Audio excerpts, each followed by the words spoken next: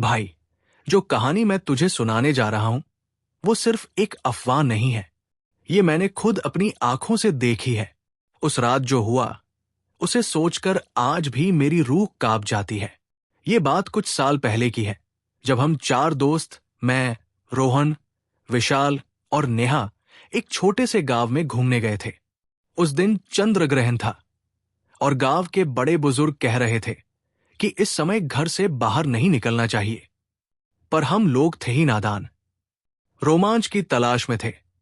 गांव के बाहर एक पुराना टूटा फूटा मंदिर था, जिसके बारे में कहा जाता था कि वहां रात में जाने वाला कोई वापस नहीं आता। हम लोगों ने सोचा, क्यों न इस डर को परखें। रात के करीब 11 बज रहे थे। पूरा गांव अंधेरे में डूबा हुआ था। बस हमारी टॉर्च और मोबाइल की हल्की रोशनी थी।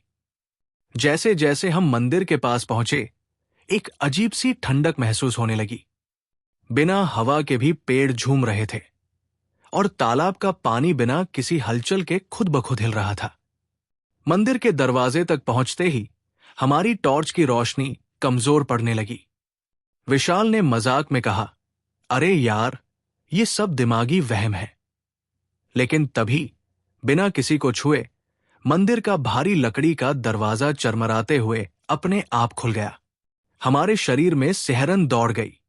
अंदर गहरा अंधेरा था और चारों तरफ धुंध फैली हुई थी। जैसे ही हमने कदम बढ़ाया, हमें महसूस हुआ कि कोई हमारी हरकतों को देख रहा है। अचानक एक हल्की सी हंसी सुनाई दी, इतनी डरावनी कि हमारे पैर वहीं जम गए। जैसे ही रोहन ने टॉर्च घुमाई, हमने देखा एक परछाई। वो लंबी, पतली और उसकी आंखें जलती हुई लाल रोशनी की तरह चमक रही थी। हमारी सांसें अटक गई। नेहा के मुंह से एक हल्की चीख निकल गई और तभी वो परछाई धीरे धीरे हमारी तरफ बढ़ने लगी। बिना किसी आवाज के हम सब डर के मारे पीछे हटे। लेकिन तभी मंदिर के अंदर एक औरत की आकृति दिखी। सफेद साड़ी में, बिखरे बाल, गहरे काले गड्ढों जैसी आंखें और होठों पर खून के निशान। उसकी गर्दन पर एक गहरा कट का निशान था, जैसे किसी ने उसे बेरमी से मार दिया हो। वो हमें देख रही थी और फिर हल्के से मुस्कुराई। बस उस मुस्कान के बाद हम लोगों की हालत खराब हो गई। हम वहां से जितना तेज भाग सकते थे भागे।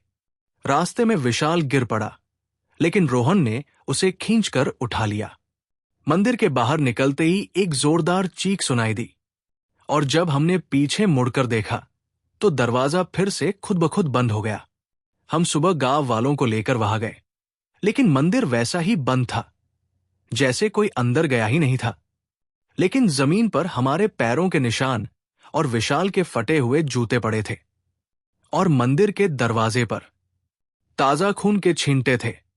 अब बताओ भाई, ये हमारी सोच थी, हमारा वहम था, या फिर सच में उस मंदिर में कोई था?